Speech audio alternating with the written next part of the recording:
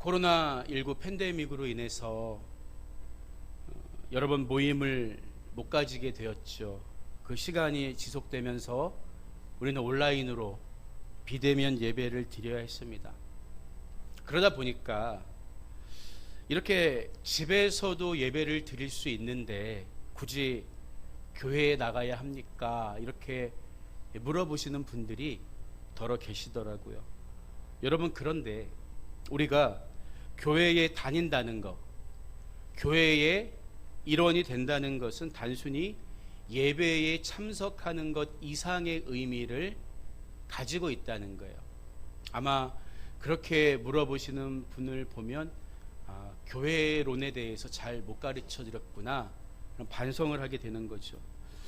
여러분, 물론 함께 모여서 예배 드리는 것은 가장 중요하고 핵심적인 우리 모임의 목적 가운데 하나라고 할 수 있습니다. 그런데 그게 전부는 아니라는 거죠.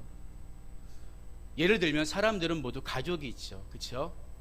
물론 태어나자마자 버림받은 상처가 있는 분들이 있을지 모르겠지만 분명히 자기를 이 땅에 내보내준 부모가 있고 길러준 고마운 존재들이 있습니다.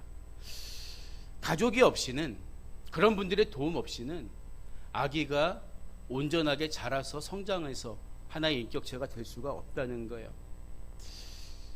성경은 교회를 가리켜서 영적인 가족이라고 얘기하죠. 그런데 교회에 대해서 잘 모르시는 분들은 그런 의미와 그런 사실에 대해서 잘 모르고 계신다는 거예요.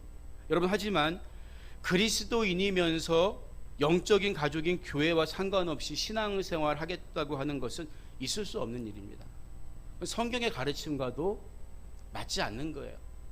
그래서 우리가 교회 공동체로 모이면 예배도 드리지만 교제도 나누고 섬김도 하고, 무엇보다 다음 세대를 길러내서 복음의 바톤을 전달해 주는 역할을 우리 공동체가 감당해야 할 사명이 있다는 거예요. 나 혼자 그냥 TV로 예배 한번 드리고 끝, 이게 우리 신앙생활의 전부가 아니라는 거죠. 그래서 스위스의 유명한 신학자 한스 퀸이라는 분은 교회란 무엇인가라는 책에서 이런 말을 해요. 실제로 모이는 과정과 모이는 단체를 동시에 의미하는 에클레시아라는 말은, 교회를 에클레시아라고 하는데, 정적인 제도뿐만 아니라 구체적인 모임의 끊임없는 반복에 의해 존재하는 단체를 나타낸다. 쉽게 얘기하면요, 모이지 않으면 교회가 아니라는 거예요. 지금 가나안 성도가 200만이라고 하는데 그분들의 심정도 이해는 됩니다. 얼마나 교회에서 상처를 많이 받았으면 혼자 예배 드리겠다고 하시겠어요. 그러나 중요한 것은 교회 자체가 모이지 않으면 교회가 아니라는 거예요. 그리고 세상에서 부르심 입은 구별된 사람들의 모임이 에클레시아 교회이지만 그 모임은 추상적인 어떤 개념이 아니라 지금처럼 우리가 이렇게 살을 맞대고 한자리에 모여서 예배하고 교제하는 실질적인 공동체가 성경이 말하는 교회다, 이렇게 말하고 있다는 거죠. 여러분, 안타까운 것은 지금 이 시대에는 많은 분들이 마치 쇼핑을 하듯이 인터넷으로 좋은 설교, 명품 설교를 찾아서 듣고 은혜 받는 게, 그리고 한 주일 동안 내가 나이스하게 살았으니까 나는 뭐 이 정도면 신앙생활 제대로 하는 거 아니겠어? 착각을 하고 있다는 거예요. 예수님은 우리를 구원해 주실 때 교회의 일부분으로 불러주셨습니다. 교인으로 책임을 다하든지 안 하든지, 심지어 주일 예배에 참석하든지 안 하든지 내가 교회의 구성원이라는 사실에는 변함이 없다는 거예요. 여러분, 그러나 우리가 믿음의 가지에서 떨어져 나가지 않고 우리 믿음이 성장하기 위해서는 반드시 교회라는 신앙 공동체가 필요하다는 거예요. 오늘 말씀을 통해서 이 신앙 공동체의 중요성에 대해 다시 한번 깨닫고 주님 앞에 선하고 아름답게 세워져 갈 수 있는 저와 여러분이 되시기를 주님의 이름으로 축복합니다. 우리가 사는 세상 속에는 사람들이 모여서 연합할 수 있는 많은 관계들이 있어요. 우리와 가까운 이웃이나 친구들이 있고, 같은 취미를 가지고 살아가는 사람들도 많이 있습니다. 그래서 운동이나 취미 생활을 위해서 동호회에 가입하기도 하죠. 저도 가입해 봤어요. 배드민턴 동호회. 자꾸 안 나가니까 제적을 시켜버리더라고요. 여러분, 그런데 가장 이상적이고 영혼의 때에 부도나지 않는 연합 관계가 뭘까요? 그것은 바로 하나님 안에서, 복음 안에서 하나됨을 누리는 연합의 관계입니다. 그래서 오늘 말씀은 가장 이상적인 공동체인 교회가 어떻게 하나님 앞에 서야 하는지, 그리고 그때 어떤 복이 주어지는가에 대해서 아주 잘 설명해 주고 있는 아름다운 시라고 이야기할 수가 있어요. 오늘 읽은 시편 133편의 저자는 다윗으로 알려져 있는데, 특히 이 시의 배경을 보면요, 블레셋에 빼앗겼던 언약궤가 예루살렘으로 돌아올 때의 그 기쁨과 감격을 다윗이 시로 표현한 것으로 알려져 있습니다. 여러분, 구약시대 언약궤는 그냥 성물 가운데 하나가 아니에요. 구약시대 언약궤는 하나님 자신의 임재를 상징하는 것이었습니다. 그래서 하나님은 출애굽기 25장 22절에서 모세에게 이렇게 말씀하시죠.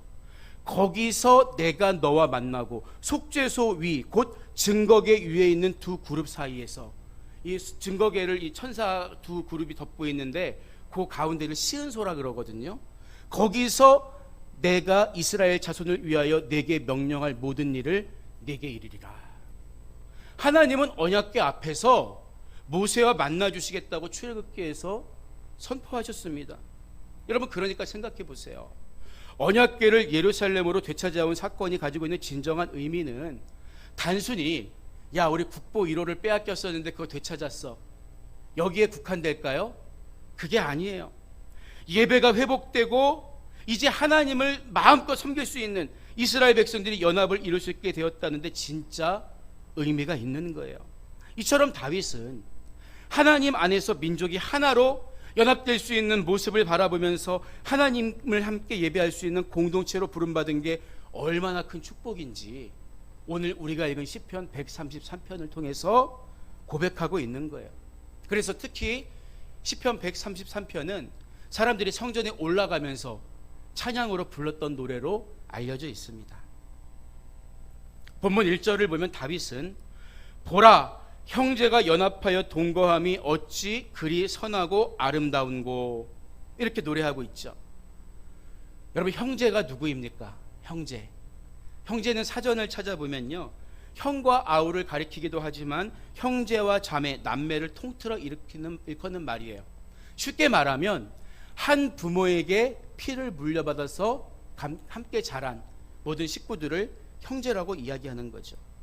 여러분, 그런데 성경에서 최초의 형제가 누구죠? 가인과 아벨이죠. 그런데 오늘 이렇게 형제의 연합에 대해서 아름답게 찬양하고 있는데, 최초의 형제였던 가인과 아벨은 질투와 분노로 살인이라는 슬픈 역사를 남기고 맙니다. 그 근본 원인이 어디에 있었을까요? 부모인 아담과 하와가 타락으로 인해서 세상에 죄가 들어오게 되고 그 죄 가운데 가인과 아벨이 잉태되었기 때문이에요. 여러분, 죄는 우리에게 절대 선하고 아름다운 삶을 만들어내지 않습니다. 악하고 추한 삶을 이끌어내는 도구가 죄 아닙니까? 그래서 죄와 탐욕으로 가득한 세상을 살아가는 인간은 연합보다는, 우리가 함께 잘 살아보자라는 이 공동의 이익을 추구하는 마음보다는 개인의 이익과 개인의 안정만을 추구하는 존재가 되어버린 거예요. 연합하기가 얼마나 어렵습니까? 비단 교회가 아닐지라도. 여러분, 그런데 하나님은 죄로 인해 깨어지고 부서진 세상에서 당신의 백성들을 컬링하신 거예요. 불러주신 거예요. 그리고 하나님을 예배하게 하셨죠. 보세요. 인간은 이처럼 깨어진 세상 속에서 죄로 인해 죽이고 다투고 연합할 수 없는 관계였지만 함께 하나님을 예배하는 이들은 오늘 다윗의 고백처럼 연합하고 심지어 동거도 할 수 있는 거예요. 왜일까요? 하나님을 예배하는 행위 속에는 죄사함의 은혜가 있기 때문이에요. 그래서 우리는 연합할 수 있어요. 진짜 연합은 죄의 문제를 해결한 사람들만이 이뤄낼 수가 있는 것입니다. 이런 의미에서 오늘 성경이 이야기하는 형제란 어떤 사돈의 팔종까지 인간의 혈연을 가리키는 말이 아니라 하나님의 백성으로 부르심을 받은 모든 성도들을 가리켜서 형제라고 이야기하는 거예요.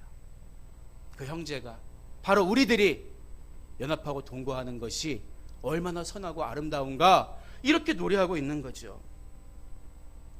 여러분, 우리 인간은 사회적인 존재잖아요. 그래서 어떤 방식으로 교회 문을 열고 나가면 세상에서 누구와든지 관계를 맺고 유기적으로 살아가기 마련입니다. 영향력을 서로에게 끼친다는 거예요.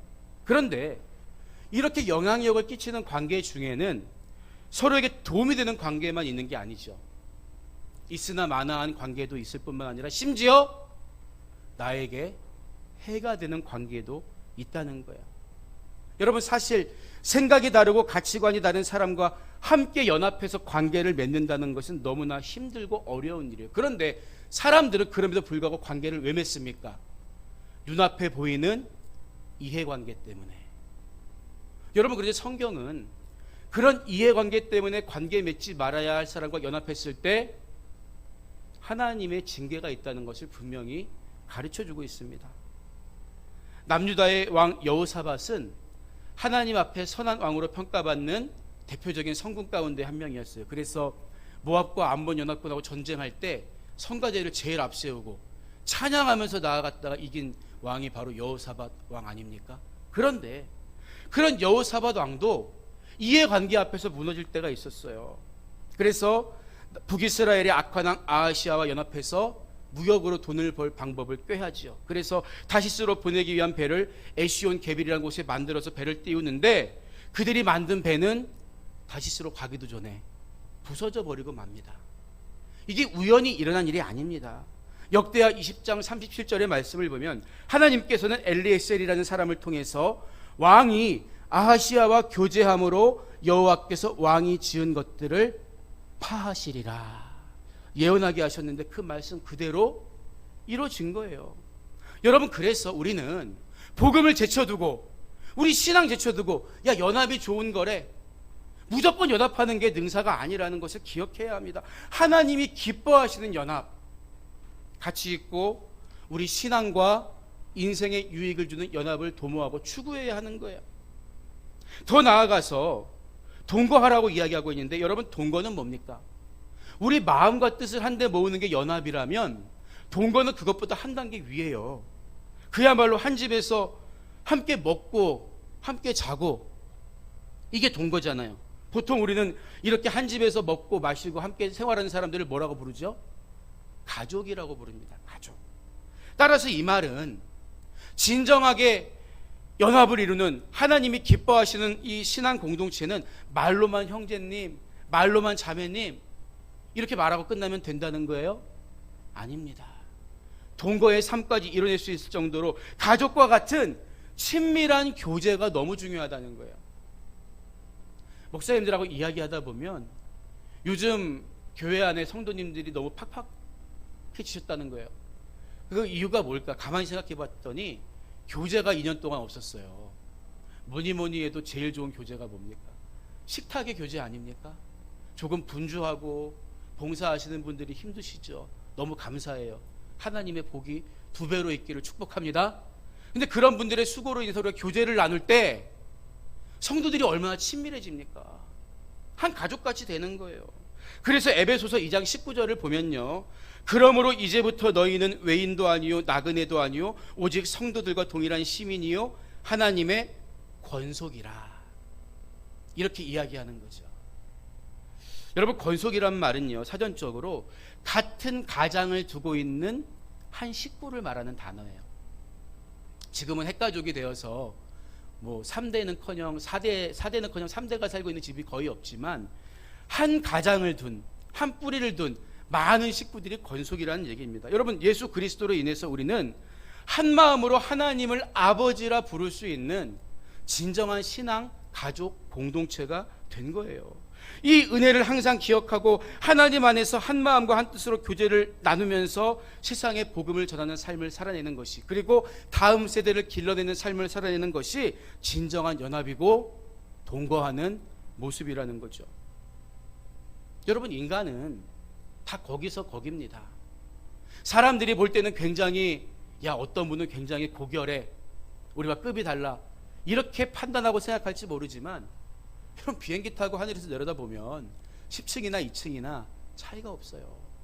인간의 선함은 하나님의 절대적 선함 앞에 차이가 없습니다. 모든 사람이 겸손하게 구원의 일을 갈망해야 하는 거예요. 인간이 이렇게 악하고 추한 존재인데, 그런 인간이 선하고 아름답게 변할 수 있는 것은 어떤 때라는 거예요? 오늘 성경 말씀에 따르면 우리가 하나님 안에서 서로 연합하고 동거하는 모습으로 살아갈 때 어찌 그리 선하고 아름다운가, 하나님도 기뻐하실 정도의 모습을 갖추게 된다는 거예요. 그래서 다윗은 이렇게 귀한 성도의 연합과 동거를 시적으로 두 가지로 표현하고 있는데, 첫 번째는 흘러내리는 기름으로 비유합니다.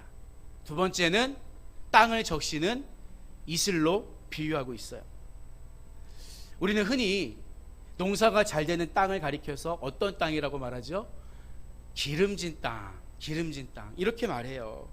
이삭이 야곱을 축복할 때 이렇게 축복합니다. 내 아들의 향취는 여호와께서 복주신 밭의 향취로다. 하나님은 하늘의 이슬과 땅의 기름짐이며 풍성한 곡식과 포도주를 내게 주시기를 원하노라. 땅이 기름지게 하는 근원도 어디로부터 온다는 거예요? 하나님으로부터 온다는 거죠. 이 간절히 기도한 것처럼 기름은 풍성함과 번영을 상징합니다.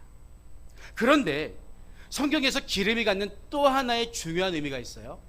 그게 뭘까요? 그것은 바로 구별됨입니다. 여러분, 거룩이라는 말은 구별되었다는 뜻이거든요. 특히 구약시대의 기름은 아무 머리에나 붓지 않았어요. 왕에게, 선지자에게, 제사장에게 기름을 부어서 그가 하나님의 구별된 거룩한 사람이라는 것을 나타냈던 거죠. 그래서 2절 말씀을 보면요, 현재의 연합과 동거를 기름에 비유하고 있는데, 머리에 있는 보배로운 기름이 수염, 곧 아론의 수염에 흘러서 그의 옷깃까지 내림같고, 지규법을 쓰고 있죠.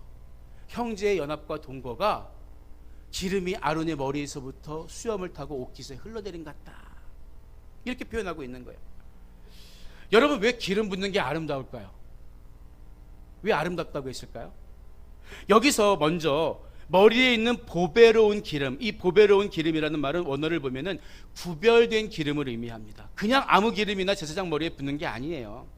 특히 레위기 8장을 보면 모세의 형이었던 아론이 드디어 하나님의 대제사장으로 위임받는 그 예시의 장면이 기록되어 있거든요. 그때 아론의 머리에 기름을 부었다는 거예요. 여러분, 아론이 다른 사람보다 더 거룩해서 머리에 기름 붓습니까? 다른 사람보다 특별한 뭔가가 있어서 아론이 대제사장이 됐습니까? 그렇지가 않아요. 다만 하나님이 그를 부르시고 그 머리에 기름을 부어서 성결하게 해주시니까 아론이 거룩한 제사장이 된 거예요. 그런데 그 기름이, 그 의식을 보면 제사장의 가슴에 흉패를 차고 있는데, 그 흉패에는 12지파의 이름이 다 새겨져 있습니다. 상상을 한번 해보세요. 너는 오늘부터 하나님의 거룩한 종이다. 그래서 구별된 기름을 아론의 머리에 붓는데, 그 기름이 머리에서 흘러내려서 수염을 타고 흘러서 가슴에 있는 명패, 이스라엘 12지파의 이름을 다 적시고 옷깃에까지 흘러내리는 모습.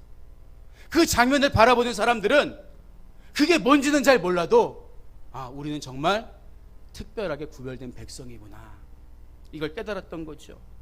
감히 하나님 앞에 설 수 없었던 우리 인간이 하나님의 자녀로 택함받아서 부르심받은 것도 감사한데, 이제 우리 모두가 하나님의 택하신 제사장이 되어서 죽어가는 영혼을 살릴 수 있는 사명자로 쓰임 받는다는 게 얼마나 놀랍고 감사한 일입니까?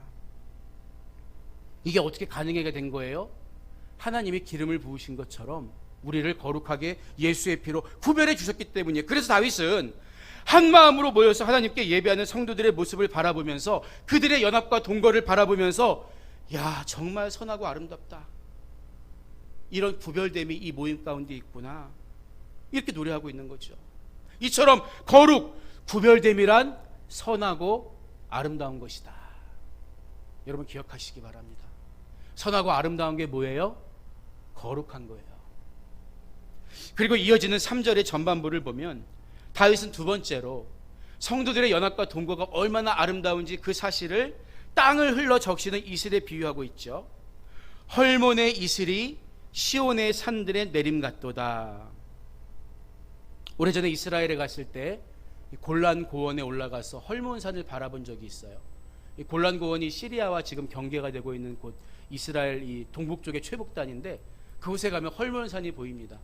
근데 그곳의 꼭대기에는 녹지 않는 만년설이 있어요. 높이가 약 2769m, 굉장히 높죠. 그러니까 녹지 않는 이 눈이 있고 여름이 되면 조금 그것이 흘러내려서 요단강까지도 흘러내리고 이스라엘의 수원지가 되는 거예요. 그래서 헐몬산의 이슬은 메마른 이스라엘 땅을 적시고 그 땅을 비옥하고 풍요롭게 만드는 하나님의 복의 선물이라고도 이야기할 수 있는 거예요. 그런데 이 구절에 나오는 시온에 있는 산들은 높이가 1000m가 넘는 곳이 없어요. 내려올수록 이스라엘 남쪽으로 내려올수록 점점 낮아져서 높아야 800m 정도, 그 정도밖에 되지 않습니다. 헐몬산에 비하면 굉장히 낮은 산이죠.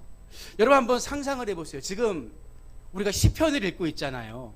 다윗이 시적으로 표현하고 있는데 맨 처음 그 아름다움 가운데 하나인 기름의 흘러내림에 대해서는 굉장히 가까운 거리에서 마치 아론에게 기름을 붓고 있는 그 장면을 회중들이 바라보고 있는 그 자리에서 노래하고 있는 것처럼 그 기름의 구별됨의 거룩함의 아름다움을 찬양했다면, 지금 이스라엘 제일 끝에 북쪽에 있는 헐몬산에서 흘러오는 이슬이 어떻게 남쪽까지 과학적으로 닿겠습니까? 이거 시적인 표현이거든요.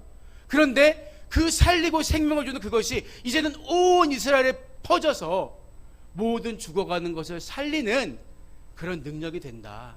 다시 말하면 하나님의 백성이 사분오열돼서 내가 잘났네, 네가 잘났네, 분열돼서 싸우는 것이 아니라 한 마음으로 연합해서 예배하고 한 마음으로 동거해서 하나님을 섬기고 복음을 영화롭게 할 때 그들의 삶의 능력은 모든 죽어가는 것을 살리는 헐몬산의 이슬처럼 온 땅에 충만하도다, 이런 마음으로 표현하고 있는 거예요. 여러분, 죽어가는 것을 살리는 생명은 아름다운 것입니다. 그래서 우리는 예수님을 아름답다고 찬양하는 거예요. 여기서 이슬이 시온의 산들에 내림 같도다라고 한 말에 사용된 내림이라는 단어는 히브리어 야라드란 말인데, 앞서 아론의 머리와 수염, 옷깃에까지 기름이 흘러낸 것을 묘사한 내림이란 단어와 똑같이 쓰인 거예요. 그러니까 굉장히 시적인 표현이죠. 형제들의 연합과 동거함이 기름이 흘러내림 같고, 형제들의 연합과 동거함이 헐몬산의 이슬이 흘러내림 같도다, 이렇게 표현하고 있는 거예요.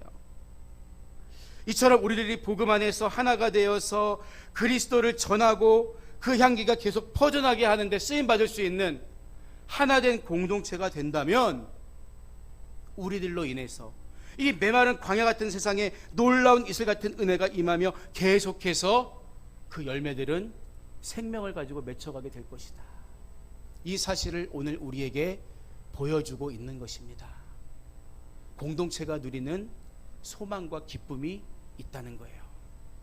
하나님이 이렇게 구별됨과 생명력을 가지고 연합하고 동거하는 공동체에 복을 내려주시는데, 그 복이 어떤 복입니까?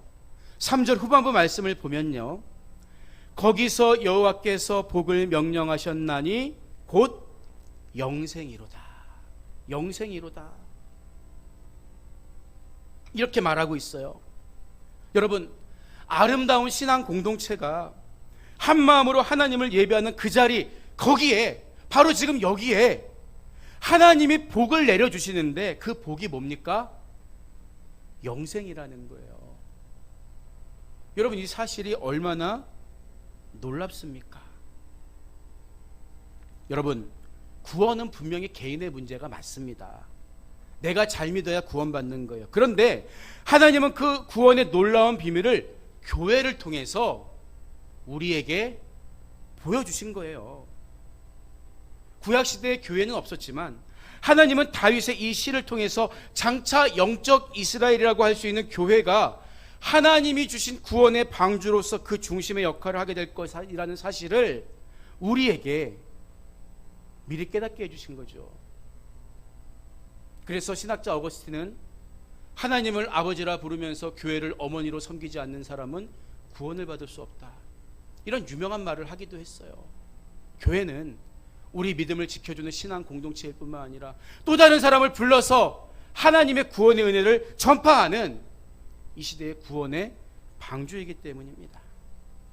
여러분, 그런데 하나님이 주신 영생의 복, 이 영생이 뭘까요? 모든 사람이 궁극적으로 바라는 것은 영생 아닙니까? 그런데 여러분, 영생에 대해서 오해하면 안 됩니다. 영생은 단순히 죽어도 그 존재가 소멸하지 않고 그냥 영원히 살아있는 것, 이것만을 의미한다고 생각하면 반만 맞는 거예요. 왜 그럴까요? 그냥 생명이 영원히 지속되는 것은 하나님을 믿지 않는 사람들, 믿음에서 떠난 사람들도 똑같이 누릴 수 있기 때문이에요. 그렇기 때문에 진짜 영생은 삶의 길이에 있는 게 아니라 삶의 질에 있습니다. 우리가 짧은 이 세상을 살아가면서도 오래 사는 조건이 뭐예요? 건강하면서 오래 사는 거죠. 마찬가지예요. 여러분, 우리 인간은 죽으면 끝이 아니에요. 영생과 영벌이 있습니다. 선하고 인자하신 하나님과 영원히 함께하는 삶은 영생의 삶이고, 그게 진짜 영생의 삶이고, 그 하나님을 끝까지 거부한 죄로 마귀와 함께 영원히 고통받는 삶은 영벌의 삶이기 때문이에요. 하나님은 무엇을 우리에게 주신다고 했습니까? 전자의 영생이죠. 우리가 하나님 안에서 연합하고 복음 안에서 동거하면서 복음을 영화롭게 위해 살아갈 때 하나님은 우리 공동체에 영생의 복을 내려주시고 그 기쁨을 이 땅에서부터 누릴 수 있도록 허락해 주셨다는 거예요. 그래서 예수님은 요한복음 17장 3절에서 뭐라고 말씀하십니까? 영생은 곧 유일하신 하나님과 그가 보내신 자 예수 그리스도를 아는 것이니, 이렇게 말씀하세요. 여러분, 우리는 진짜 영생의 삶을 살아야 합니다. 그냥 생명만 죽지 않고 영원히 존재하는 것을 말하는 게 아니에요. 하나님과 그가 보내신 자 예수 그리스도를 알고 믿는 것, 이게 영생이라는 거예요. 따라서 시편 133편이 노래하는 선하고 아름다운 연합은 궁극적으로 예수 그리스도를 통하지 않고는 이루어질 수 없는 연합이다. 우리가 아무리 세상에 나아가서 우리가 예수 믿으니까 평화롭게 살아야 합니다, 연합을 이야기하고 하나됨을 얘기해도 거기에 예수가 빠지면 궁극적으로 하나님이 기뻐하시는 선하시고 아름다운 영생의 복을 누리는 연합은 될 수가 없다는 거예요. 죄의 삭은 사망이지만 하나님의 은사는 그리스도 예수 우리 주 안에 있는 영생이라고 성경은 우리에게 분명히 약속하고 있기 때문입니다. 여러분, 그래서 하나님은 사라지지 않는 진짜 기쁨의 선물을 하나님 안에서 연합하고 하나 된 우리 공동체 안에 선물로 주신 것입니다. 그래서 공동체가 누리는 기쁨이 있는 거예요. 예배할 때 천국의 소망이 회복되고, 찬양할 때 천국의 기쁨이 회복되는 그런 경험들, 공동체가 누리는 기쁨으로 하나님이 이 안에 허락해 주신 우리가 누려야 하는 기쁨이라는 거죠. 하나님이 부어주신 보배로운 기름이 여러분의 삶의 구석구석에 흘러내리고, 하나님이 흘려보내시는 헐모산의 이슬과 같은 예수의 생명이 여러분의 삶 전체를 덮어서 생명이 움트는 기쁨을 우리는 마땅히 예배드릴 때마다 우리 교회 공동체 안에서, 찬양할 때마다 우리 교회 공동체 안에서 회복하고 누려야 한다는 것입니다. 오늘 말씀을 정리합니다. 예전에 제가 뉴욕에 갔을 때 버스를 타고 필라델피아를 다녀온 적이 있었어요. 어릴 적 영화에서 본 로키, 권투 영화죠. 로키가 이 계단을 막 뛰어 올라가는 장면이 있었거든요. 근데 그곳이 바로 필라델피아 미술관이었어요. 거기를 한번 꼭 가보고 싶은 마음이 있었기 때문이었죠. 여러분, 필라델피아란 이름은 성경에도 나오는데 헬라어로 형제 사랑이란 뜻입니다. 이 필라델피아라는 곳은 그래서 미국 사람들에게 역사적으로도 굉장히 중요한 의미가 있어요. 독립전쟁 당시에 미국의 수도였던 필라델피아였기도 했고, 또 독립선언서, 연방헌법이 조인된 곳이고, 또 그곳에 가면 자유의 종도 남아있기 때문이에요. 제가 거기서 홈리스한테 본의 아니게 돈도 좀 뜯겼어요. 알고 보니까 그곳의 인구 50%가 흑인인데 대부분 슬럼가에 산다고 합니다. 빈부격차가 굉장히 크고 흑인들에 대한 차별이 여전히 존재해요. 더구나 얼마 전에 뉴스를 보니까 필라델피아는 마약의 온상지가 되어서 대낮에도 마약에 취해 돌아다니는 사람들을 경찰이 보고도 그냥 방치한다고 해요. 여러분, 필라델피아는 형제사랑이라는 뜻이라고 했잖아요. 지금 그들에게 형제사랑이라는 도시의 이름이 어떤 의미가 있을까요? 성경에 나오는 필라델피아 교회는 능력이 많아서 칭찬받은 교회가 아니었어요. 어떤 조건이 좋아서 연합하고 합력한 교회가 아니었다고요. 오히려 예수님은 이런 말씀을 하세요. 내가 내 행위를 아노니 내가 작은 능력을 가지고서 내 말을 지키며 내 이름을 배반하지 아니하였도다.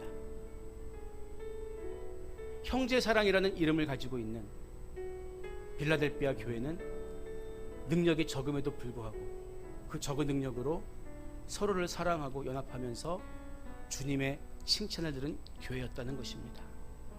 여러분, 마찬가지예요.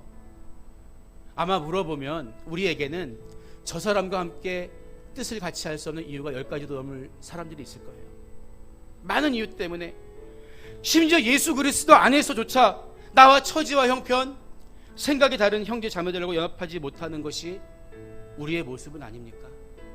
그러나 우리가 순종하는 마음으로 주님 안에서 그들을 용납하고 오늘 주신 말씀처럼 하나님 보시기에 아름다운 모습으로 연합하고 동거하면 하나님은 우리에게 보배로운 기름과 같은 성령의 기름 부으심을 내려주실 것입니다.